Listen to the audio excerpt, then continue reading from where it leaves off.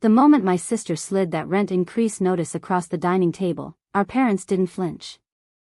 $7,100, effective immediately. Triple what I'd been paying for 4 years. My mother actually nodded like Vanessa had just suggested we all go out for brunch. My father patted her hand, called it a fair market adjustment. I sat there holding the paper, watching my family erase me from the only home I'd known since college, and something inside me went very still, very quiet. What none of them realized was that my grandmother Elena had spent the last year of her life preparing for exactly this moment. Before we jump back in, tell us where you're tuning in from, and if this story touches you, make sure you're subscribed, because tomorrow, I've saved something extra special for you. She'd left me a weapon they never knew existed, a trust document, a lawyer they'd forgotten about, and an uncle who'd been watching everything with the patience of someone who'd learned from the best.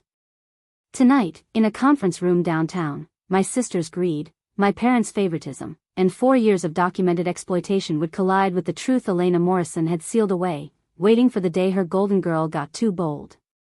My name is Jessica Morrison, and I've spent the last 6 years watching my older sister systematically position herself as the favorite child, the responsible one, the daughter who stayed close to home while I pursued my career in graphic design.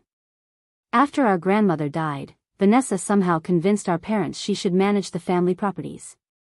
Morrison Property Holdings owned 3 apartment buildings in downtown Austin, commercial space in the entertainment district, and the original building where my grandmother's cafe had been, the place where Elena Morrison had started with nothing but determination and a loan she'd paid back in 3 years. I'd been living in Unit 412 of Riverside Loft since graduating from the University of Texas. My grandmother had insisted I take it, told me the rent would always be fair, that this was my home for as long as I wanted it. $2,350 a month, right at market rate for a 1-bedroom in that area. I'd never asked for special treatment, never expected family discount, just wanted a place to build my life close to the family business I'd assumed I'd eventually be part of. Vanessa moved back from Dallas 2 years after Grandma Elena's funeral. Our parents were getting older, she'd explained, someone needed to help manage things. She showed up with a property management certificate from some online course and a boyfriend who worked in commercial real estate. Within 6 months, she'd convinced Mom and Dad to make her the official property manager with full authority over leasing, maintenance, and tenant relations. The changes started small. The community garden Grandma had maintained got paved over for additional parking, premium spaces at $50 extra per month. The rent-controlled units that housed long-term tenants suddenly needed expensive renovations, forcing people out. The small business spaces that Grandma had rented below market to local entrepreneurs got flipped to corporate chains at triple the rate.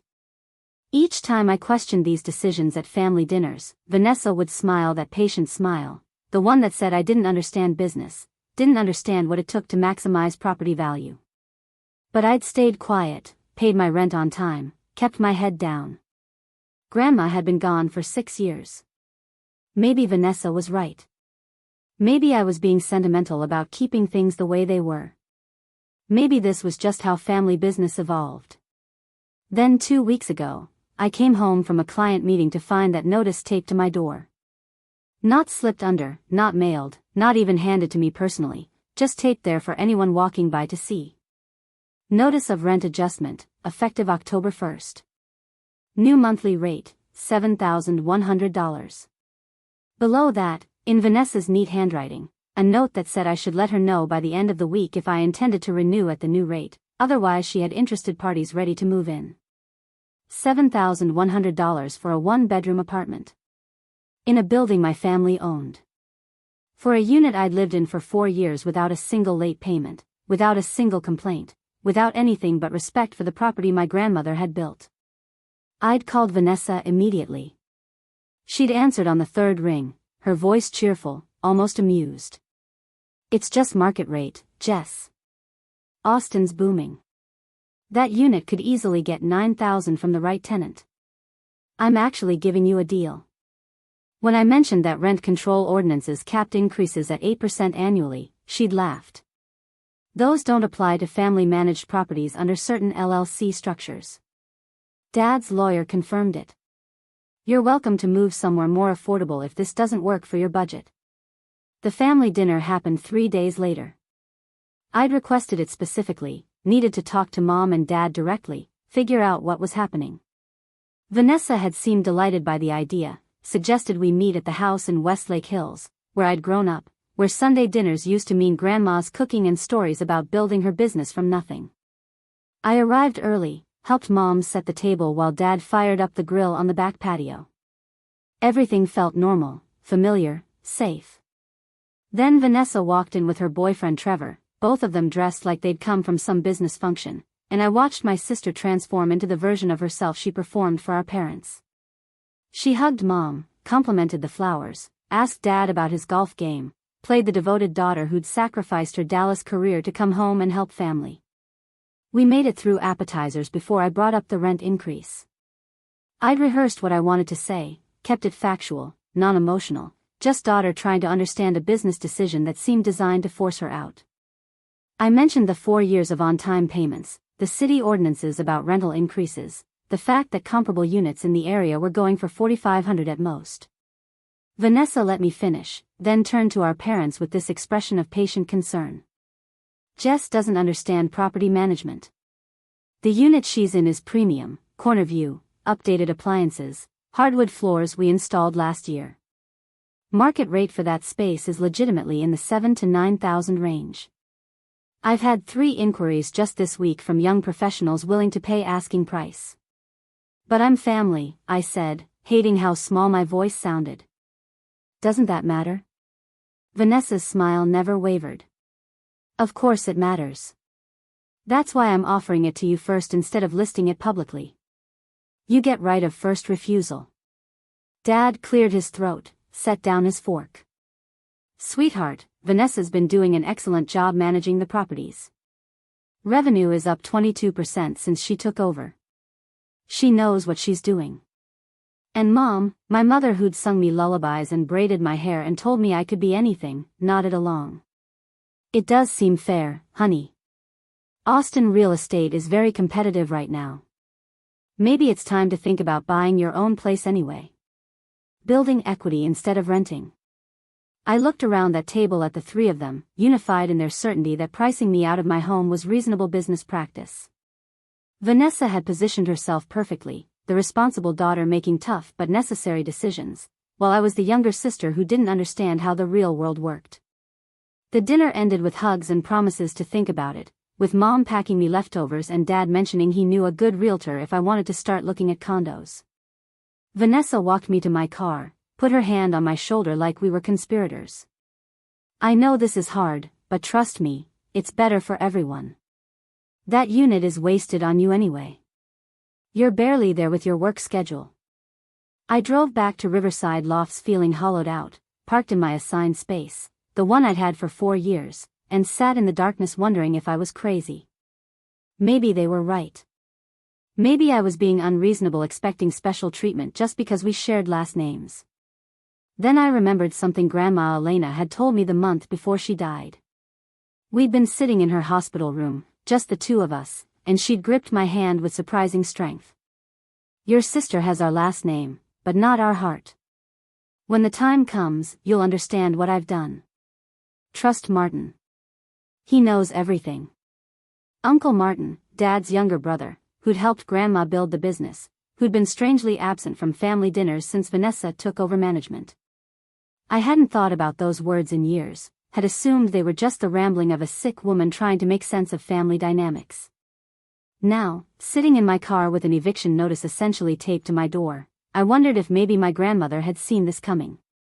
If maybe she'd prepared for exactly this moment. Uncle Martin lived in a modest craftsman house in South Austin, the kind of neighborhood where people actually knew their neighbors and sat on front porches in the evenings. I hadn't been there in almost 3 years, not since an awkward birthday dinner where Vanessa had monopolized the conversation and Martin had seemed increasingly uncomfortable. He'd stopped coming to family gatherings after that, and when I'd asked Dad about it, he'd shrugged and said something about Martin disagreeing with new management directions. I called him the morning after that disastrous family dinner. He answered on the second ring, his voice cautious but not surprised. Jessica. I was wondering when you'd reach out. The rent notice happened then. It wasn't a question. He'd been expecting this, waiting for it even. We met at a coffee shop in Hyde Park, neutral territory far from family properties and prying eyes. Martin looked older than I remembered, grayer around the temples, but his eyes were sharp behind wire-rimmed glasses. He ordered us both coffee, led me to a corner table where we wouldn't be overheard, and pulled out a leather portfolio that looked worn from years of use. "Your grandmother gave me this 4 months before she died," he said quietly. "She made me promise I wouldn't open it or share it with you until certain conditions were met. The rent increase was one of them. She knew Vanessa would eventually try to force you out. Elena was many things, but she was never naive about human nature." Inside the portfolio were documents, letters, financial records, all organized with the meticulous care my grandmother had brought to everything she did. The first page was a letter in her handwriting, addressed to me, dated 3 weeks before her death. "My dearest Jessica, if you're reading this, then Vanessa has made her move and your parents have failed to protect you. I wish I could say I'm surprised, but I've watched your sister her entire life. She inherited ambition from me. Preparing and narrating this story took us a lot of time, so if you are enjoying it, subscribe to our channel, it means a lot to us. Now back to the story. But not integrity. That combination makes her dangerous, especially to someone she views as competition. The properties your parents think they control don't actually belong to them. When I established Morrison Property Holdings, I created a specific trust structure. Your parents have management authority, but not ownership. The true ownership passes to my designated heir upon certain triggering events. One of those events is the exploitation of a family member for financial gain, specifically you. Martin has been my silent partner for 30 years. He holds 20% of the business through a separate entity. Another 30% is held in a trust one established for you, which vests fully when you turn 30 or when someone attempts to exploit your tenancy, whichever comes first. The remaining 50% is divided between your parents, but only with advisory capacity, not controlling authority.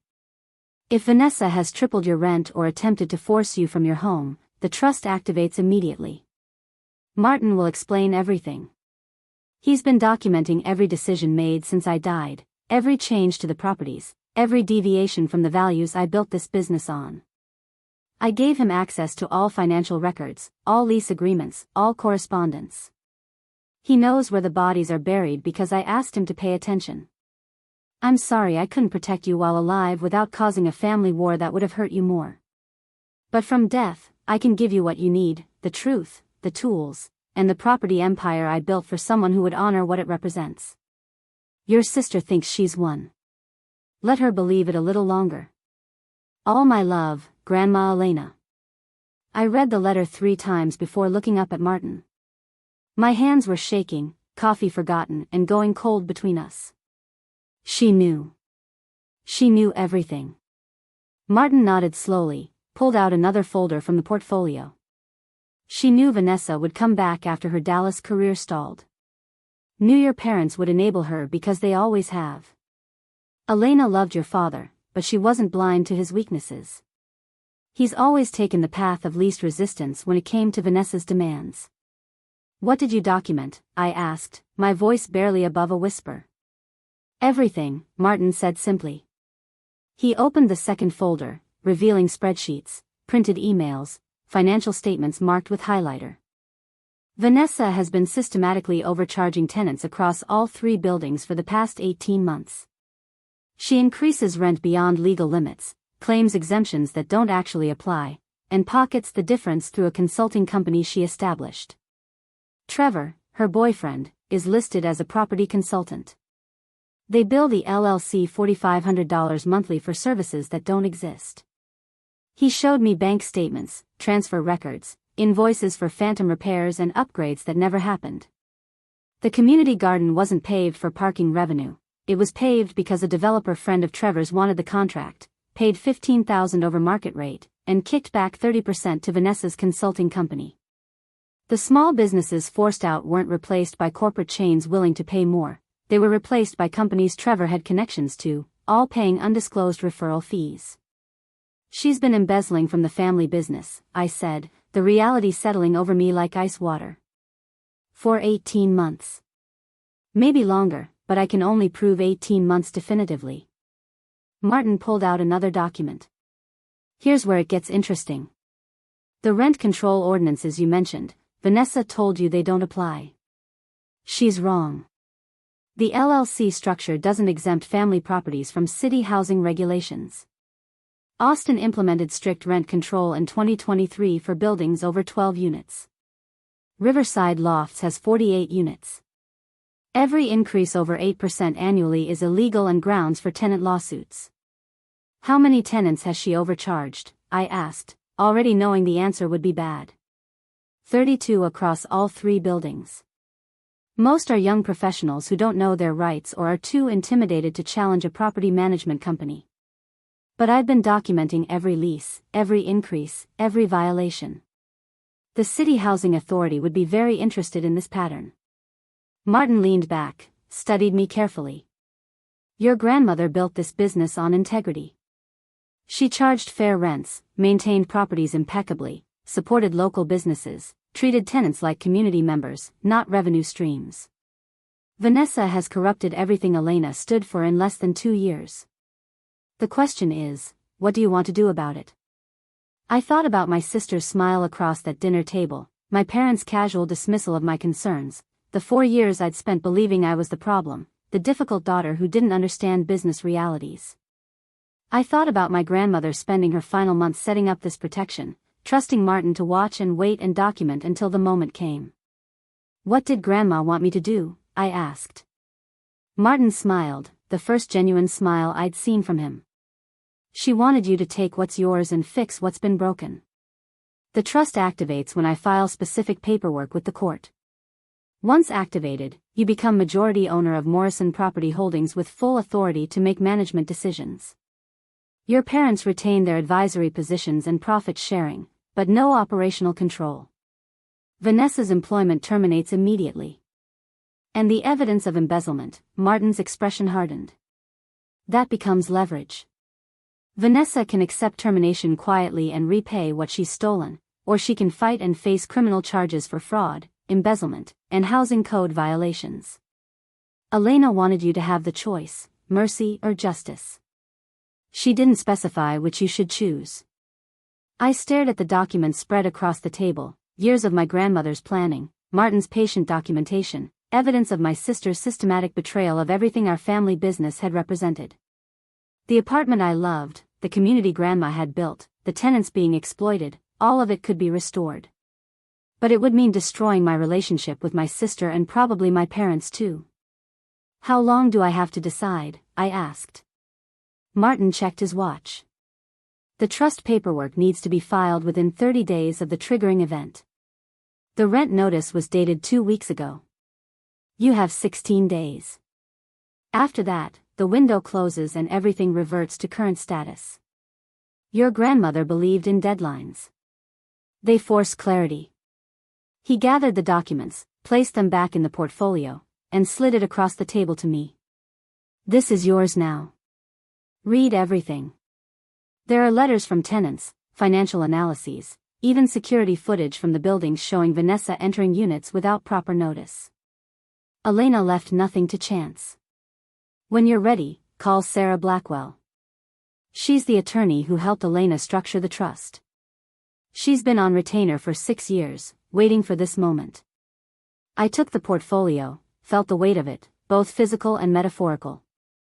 One more question. Does Vanessa know about any of this, the trust structure, your documentation, what Grandma actually set up? Martin shook his head. Your parents think they inherited everything outright. Vanessa thinks she's managing property they own. Nobody except Elena's attorney and myself knew about the true ownership structure. It was Elena's insurance policy, kept secret until needed. He stood, placed a hand on my shoulder.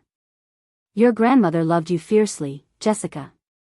Everything she did, every safeguard she created, was because she knew you'd inherit her heart for this business. She just wanted to make sure you had the tools to protect it when the time came. I drove home with the portfolio on my passenger seat, past the buildings my grandmother had built, through the streets she'd walked as a young immigrant with nothing but ambition and integrity. Somewhere in one of those buildings, Vanessa was probably showing my apartment to potential tenants, counting the extra money she'd make, celebrating another successful manipulation. She had no idea that the grandmother she'd underestimated had spent her final months building a trap specifically designed for this moment, for exactly this betrayal. Sarah Blackwell's law office occupied the third floor of a renovated warehouse in East Austin, the kind of space that balanced professional credibility with creative energy. Floor-to-ceiling windows overlooked the city, exposed brick walls lined with legal volumes and contemporary art. She greeted me at the door herself, a woman in her mid-50s with silver streaks in her dark hair and the kind of direct gaze that suggested she'd seen everything twice. "Your grandmother was one of my favorite clients," Sarah said as she led me to a conference room. She didn't just want legal protection, she wanted strategic architecture. What we built together was a masterpiece of estate planning, mostly because Elena understood human nature better than most psychologists. The conference room table was already covered with documents when we arrived. Sarah had clearly been preparing for this meeting since Martin called her. She poured us both water from a glass pitcher, settled into her chair with the comfortable authority of someone completely in control of complex information, and pulled up a document on her laptop. "Let me show you what your grandmother actually created," Sarah said, turning the screen so I could see. Morrison Property Holdings exists in 3 legal layers. The top layer is what your parents see, an LLC with them listed as managing members. They make decisions, sign contracts, handle day-to-day operations. It looks like standard family business structure. She clicked to another diagram. Layer 2 is the actual ownership trust, established 6 months before Elena's death. This trust holds all real property, all business assets, all financial accounts. Your parents have beneficial interest, meaning they profit from the business, but they don't own it. The trust does. And layer 3, Sarah continued, pulling up another document, is the succession mechanism. The trust has designated beneficiaries with different levels of control based on specific triggering events. Under normal circumstances, your parents would have continued managing the business indefinitely with you and Vanessa as equal secondary beneficiaries upon their deaths. But these aren't normal circumstances, I said quietly. Sarah smiled, the expression carrying both sympathy and something like satisfaction. "No, they're not." Elena predicted 3 potential scenarios that would trigger early succession. First, if your parents became incapacitated or unable to manage the business. Second, if there was documented financial mismanagement or fraud. Third, and most specific, if any family member attempted to exploit another family member's tenancy for personal gain. The rent increase triggered the third scenario. Exactly. And once triggered, the trust doesn't just activate, it restructures. You become primary beneficiary with 60% ownership and full operational control. Martin retains his 20% with advisory capacity. Your parents keep their combined 20% beneficial interest, they still profit from the business, but they lose management authority. "What about Vanessa?" I asked, though I suspected I knew the answer. Sarah's expression hardened slightly. Vanessa was never included in the trust as a beneficiary. Elena was very clear about that. She said, and I'm quoting from our planning meetings, "Vanessa inherited my ambition but not my conscience. I won't give her the tools to destroy what I built. So she gets nothing. She gets terminated employment and potential criminal exposure, depending on what we do with Martin's evidence." Sarah pulled up another folder on her screen. "Speaking of which, let's review what we're working with." The evidence Martin had compiled was even more damaging when Sarah walked through it with legal precision. The phantom consulting fees constituted wire fraud and embezzlement.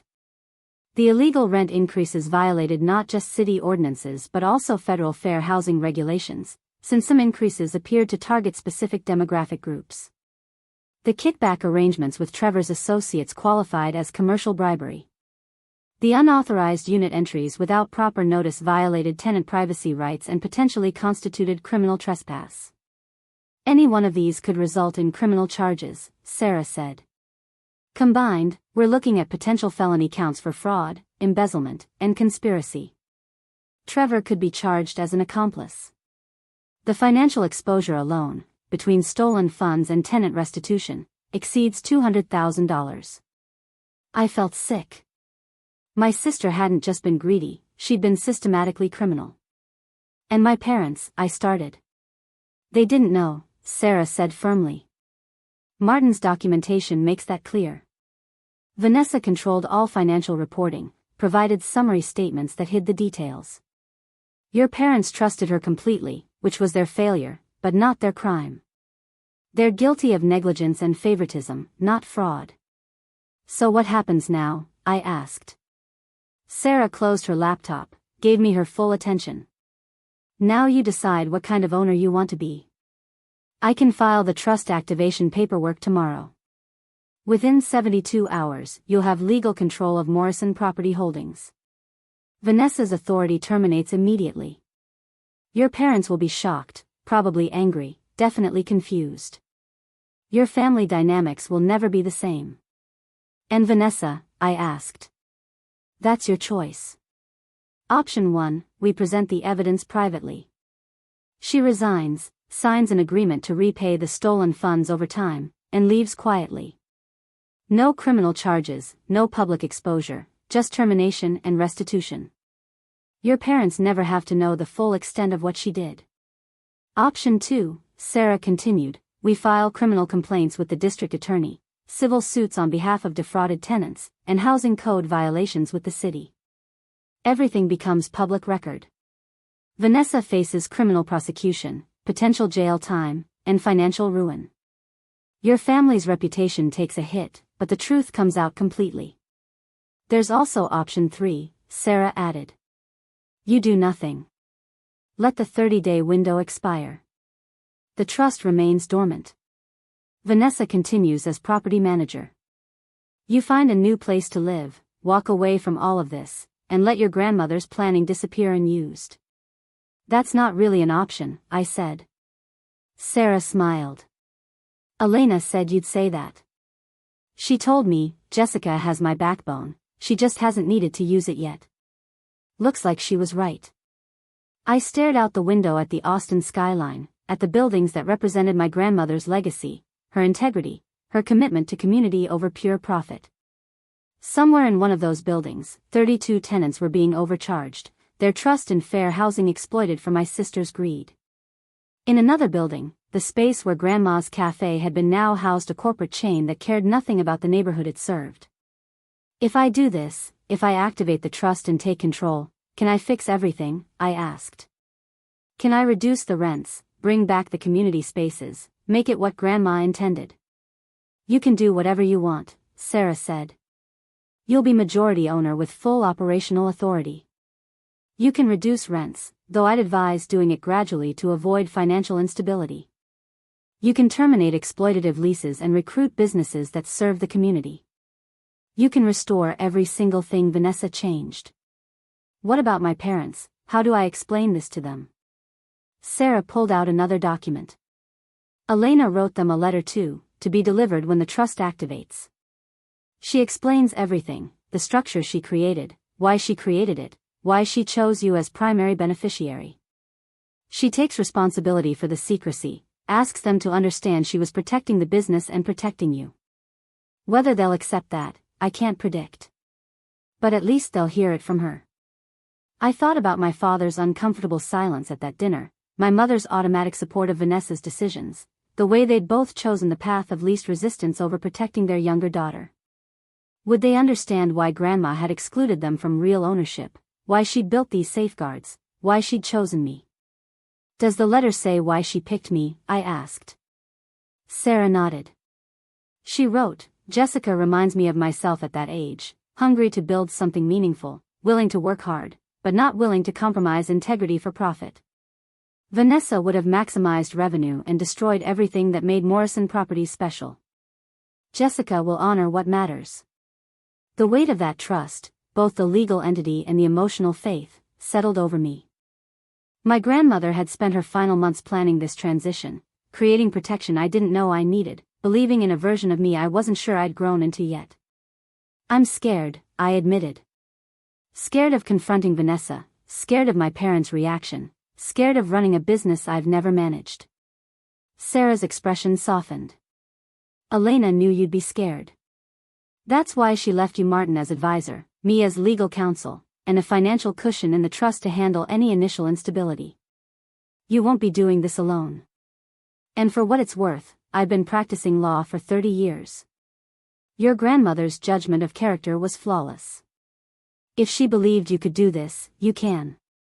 I looked at the documents spread across the table, at the laptop screen showing the trust structure, at Sarah's confident expression. Outside the window, the sun was setting over Austin, casting long shadows across the buildings my grandmother had built with nothing but determination and borrowed capital.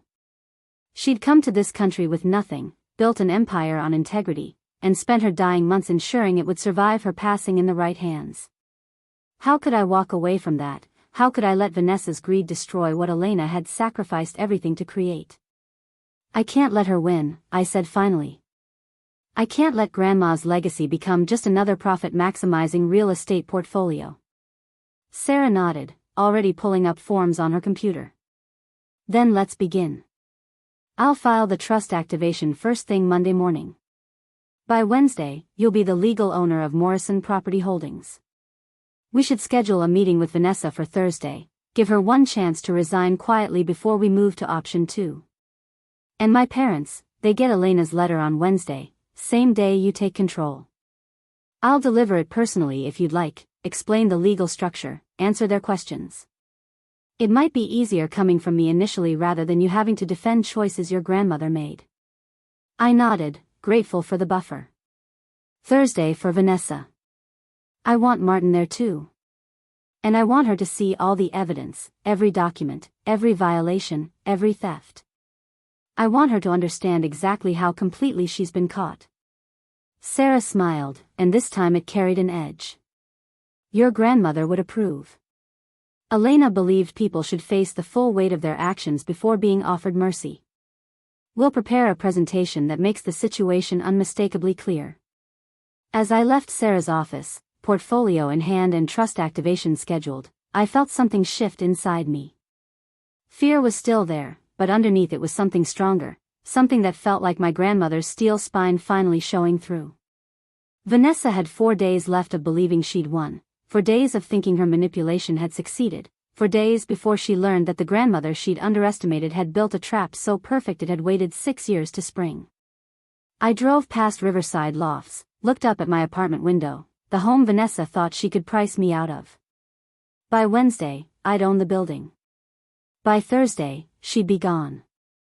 And after that, the real work would begin, restoring what had been corrupted, protecting what remained good, honoring the legacy of a woman who'd believed in integrity over profit even when it would have been easier to choose differently. The transformation happened exactly as Sarah promised. Monday morning, she filed the trust activation paperwork with the county clerk.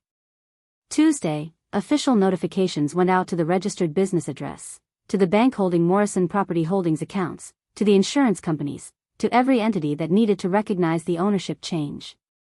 Wednesday morning at 9 o'clock, I received a call from the bank manager personally welcoming me as the new majority owner and asking if I wanted to schedule a meeting to review all accounts and credit lines. Wednesday afternoon, Sarah delivered my grandmother's letter to my parents at their home in Westlake Hills. I wasn't there for that conversation, but Martin was. He called me an hour later, his voice careful and measured. Your father is in shock. Your mother is angry, mostly at Elena for the secrecy. They feel betrayed, like your grandmother didn't trust them. I explained that it wasn't about trust, it was about protection, but I don't think they're ready to hear that yet. Did they ask about me? I asked, hating how much I needed the answer. Your father asked if you knew about this before now. I told him the truth, that you only learned about it 2 weeks ago when Vanessa issued the rent increase. He didn't say much after that. Your mother wants to talk to you, but Sarah advised waiting until after Thursday's meeting. Better that they understand the full picture of why Elena did this. Thursday morning arrived with the kind of crystalline autumn clarity that made Austin beautiful. I dressed carefully, choosing a navy suit that had been Grandma's, one she'd given me after I graduated college. It still smelled faintly of her perfume, a scent that made me feel like she was there, lending me her strength for what came next. The meeting was scheduled for 10 o'clock at Sarah's office. Martin arrived first, carrying additional documentation he'd compiled over the past few days. Sarah had prepared a presentation on her laptop, every piece of evidence organized chronologically, every violation cross-referenced with applicable laws and financial impact.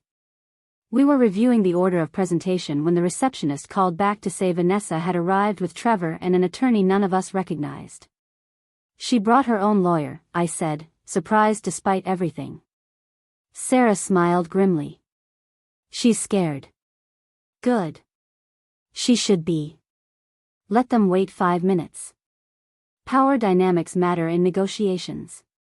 When we finally entered the conference room, Vanessa was sitting with her arms crossed, dressed in an expensive blazer I recognized as new, probably purchased with embezzled funds. Trevor sat beside her, his expression caught between defiance and worry. Their attorney, a man in his 40s with slicked back hair and an expensive watch, stood as we entered. I'm Kenneth Morrison, no relation I assume, representing Vanessa Morrison and Trevor Chin. My clients are here as a courtesy, but I should note that any accusations made today could constitute defamation. Sarah didn't even blink.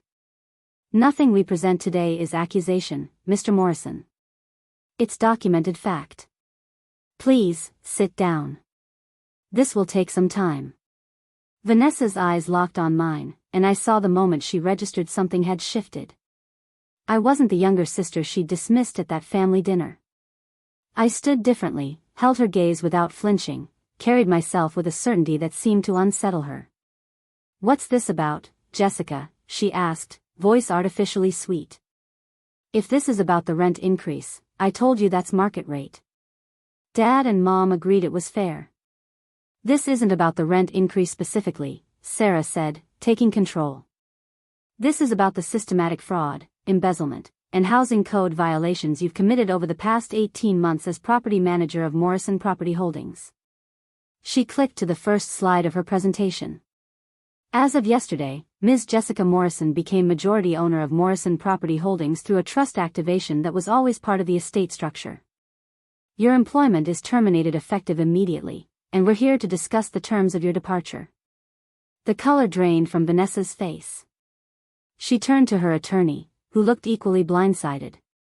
That's impossible. My parents own the company. Mr. Morrison leaned forward. I'd like to see documentation of this alleged ownership transfer. Sarah slid a folder across the table. Trust documents filed in 2018, 6 months before Elena Morrison's death. Ownership structure, succession provisions, and triggering events all clearly specified.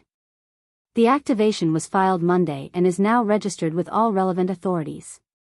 Your clients can verify this with the county clerk if they'd like. While they reviewed the documents, Martin spoke for the first time. Vanessa, your grandmother knew you'd come back. She knew you'd try to maximize profits at the expense of community values. She created protections specifically for this scenario. Everything you've done has been documented and is legally actionable. This is insane, Vanessa said, her voice rising.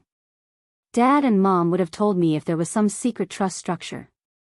They didn't know, I said quietly. Grandma kept it confidential. She gave them management authority but not ownership. She knew they'd enable you, so she created safeguards they couldn't override. Sarah clicked to the next slide, financial records showing the phantom consulting fees. Let's discuss what we've documented. Your consulting company, Chin Property Solutions, has billed Morrison Holdings $4,500 monthly for 18 months. That's $81,000 in fees for services that don't exist. Trevor provides no actual consulting. This is embezzlement. That's contract work, Trevor interjected. I provide market analysis and vendor recommendations. Martin pulled out a stack of papers. I've reviewed every report you've submitted. They're generic templates downloaded from property management websites with our building names inserted. No original analysis, no specific recommendations, nothing that justifies the fees. It's fraud. Sarah moved to the next slide. Rent increases across 32 units that exceed legal limits. Austin rent control caps increases at 8% annually for buildings over 12 units. You've implemented increases ranging from 15 to 40%, claiming exemptions that don't apply. Every one of these increases violated city housing code. Those exemptions are valid for family-managed LLCs, Kenneth Morrison argued, but his voice carried less certainty now. Sarah shook her head. You're thinking of a different provision that was repealed in 2023. The ordinance is clear, and I have an opinion letter from a housing law specialist confirming that Morrison Properties is subject to rent control. Your clients violated federal and state fair housing laws with these increases. The presentation continued, each slide more damaging than the last. The kickback arrangements with Trevor's vendor contacts, documented through email communications Martin had subpoenaed. The unauthorized unit entries captured on security footage, time-stamped and catalogued. The eviction notices sent to long-term tenants based on fabricated lease violations. The premium parking scheme that violated the original lease terms with the city. The community garden demolition done without proper permits or environmental review. With each revelation, Vanessa's composure cracked further. Her attorney was scribbling notes frantically, probably calculating how many laws his clients had broken and how exposed he was for not having vetted any of this before the meeting. Trevor had gone completely silent, staring at the table like he could disappear into it. The total financial impact, Sarah said, clicking to a summary slide, is $237,000 in embezzled funds, illegal fees, and kickbacks. Additionally, affected tenants are entitled to restitution for overcharged rent, which adds another $118,000. We're looking at total damages exceeding $350,000. You can't prove any of this, Vanessa said, but her voice was weak. Martin opened his laptop, turned it so they could see. I have 18 months of financial records, email communications, bank transfer receipts, vendor contracts, and security footage. I've been documenting everything since the day you took over as property manager. Elena asked me to watch for exactly this kind of corruption. Why? Vanessa whispered, looking at me with something that might have been genuine confusion. Why would she do this? Because she knew you'd destroy everything she built, I said. You proved her right in less than 2 years. You turned a community-focused business into a profit extraction scheme. You exploited tenants, violated their rights, stole from the family company, and tried to force me out of my home. She knew you would because she understood you better than you understood yourself. Sarah folded her hands on the table. Here are your options, Ms. Morrison. Option 1, you resign immediately, sign an agreement acknowledging the financial damages, and commit to a repayment plan. We don't file criminal charges. This stays private. Your parents never need to know the full extent of what you've done. And option 2, Kenneth Morrison asked. We file criminal complaints for fraud, embezzlement, conspiracy, and housing code violations. We pursue civil suits on behalf of defrauded tenants. Everything becomes public record. Your clients face potential felony charges, jail time, and financial ruin. Additionally, we file a claim against your malpractice insurance for failing to advise your clients properly about their illegal activities. The attorney's face went rigid. That's extortion. That's consequence, Sarah corrected. Your clients committed crimes. We're offering them a way to avoid prosecution in exchange for resignation, restitution, and permanent distance from Morrison Properties. Most prosecutors would call that remarkably generous. How long do we have to decide? Kenneth asked. Sarah checked her watch. It's 10:45 now. You have until 5 p.m. today. At 5:01, we file with the district attorney and begin civil proceedings. The offer expires completely at that deadline.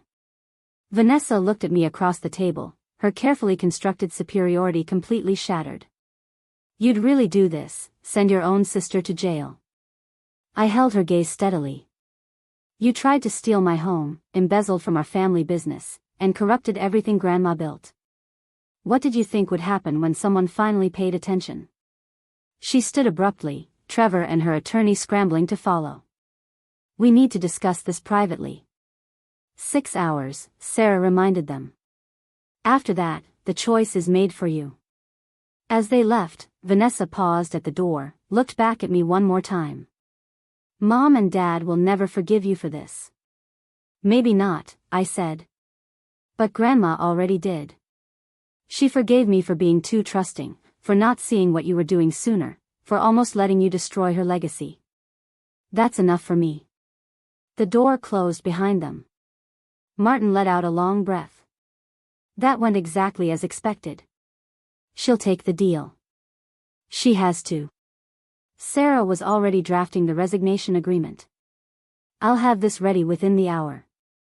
If they accept, we can execute today and this whole situation resolves quietly. If they don't, I'll have the criminal complaints ready to file at 5 sharp. I walked to the window, looked out at the city my grandmother had helped build. Somewhere out there, 32 tenants were paying illegal rent increases. Somewhere out there, my parents were processing the revelation that they'd never actually owned the business they thought was theirs. Somewhere out there, Vanessa was calculating whether her pride was worth potential prison time. The answer to that last question would come by 5 o'clock. But regardless of her choice, the outcome was already determined. My grandmother had built a trap so perfect that every path led to the same destination, Vanessa out, the business restored, and justice served with the kind of patient precision only Elena Morrison could have orchestrated. The call came at 4:37. Kenneth Morrison's voice carried the flat tone of a lawyer delivering news his client didn't want to hear but couldn't avoid. My clients accept the terms. We'll be there in 20 minutes to sign the agreement. Sarah had the documents ready, printed and organized with tabs marking signature lines. Martin sat quietly reviewing financial projections for the business transition, already planning how to undo 18 months of damage. I stood at the window watching the sun angle toward the horizon, 23 minutes from Vanessa's deadline, from the end of her control over properties she'd never actually owned. They arrived at 4:52, Vanessa's eyes red but her jaw set in defiant anger. Trevor looked defeated, shoulders slumped like someone who'd just watched his easy money scheme collapse. Kenneth Morrison was all business now, having apparently convinced his clients that fighting was professional suicide. The signing took less than 10 minutes. Vanessa's resignation effective immediately, acknowledgement of the financial damages totaling $357,000, a structured repayment plan over 7 years with interest, complete severance from Morrison Property Holdings including a prohibition on setting foot on any property owned by the company, and most importantly, a comprehensive non-disparagement agreement that prevented her from discussing the circumstances of her departure with anyone except immediate family. As Vanessa signed the final page, her hand shook slightly. She looked up at me, and for a moment I saw past the anger to something that might have been regret or just the recognition of complete defeat. "Grandma really hated me," she said quietly. "She didn't hate you," I replied. "She just loved what she built more than she loved the idea of keeping peace. You forced her to choose." Sarah collected the signed documents, had them notarized by her assistant who'd been waiting, and handed copies to Kenneth Morrison. "Your clients are free to go. The matter is resolved as long as the repayment terms are met. Any default triggers the release of all evidence to authorities." Kenneth nodded, gathered his clients, and headed for the door. Trevor left without a word, but Vanessa paused one more time. "Mom and Dad think you stole the company from them. They think Grandma was senile and you manipulated her somehow." "I know," I said. "They'll believe what they need to believe." Sarah stepped forward. "Ms. Morrison, you're now in violation of your agreement. You're prohibited from making defamatory statements about Ms. Jessica Morrison. Please leave before you create additional legal problems for yourself." Vanessa left without another word. The door closed behind her with a soft click that felt thunderously final. Martin stood, stretched his back, smiled at me with something like pride. "Your grandmother would be celebrating right now. Probably with that expensive scotch she kept hidden in her office." "Can we do that?" I asked. "Celebrate with her scotch?" Martin's smile widened. "She left a bottle specifically for this occasion. It's in a storage unit with her other personal items. Said we should drink it the day Vanessa was removed from the business." Sarah printed one more document, handed it to me. "This is your official certification as majority owner and CEO of Morrison Property Holdings. Congratulations, Ms. Morrison." You now control a property empire worth approximately $8 million and the responsibility that comes with it. The weight of that responsibility hit me as I held the paper. 32 tenants needed their rent corrected and refunds issued. Long-term residents who'd been forced out deserved the chance to return. Small businesses that had been displaced for corporate chains needed to be contacted and offered their spaces back. The community garden that Vanessa had paved over needed to be restored. Every decision my sister had made based on profit maximization needed to be re-evaluated through the lens of community value. I can do this, I said, trying to convince myself as much as Martin and Sarah. You can, Martin agreed. And you won't do it alone.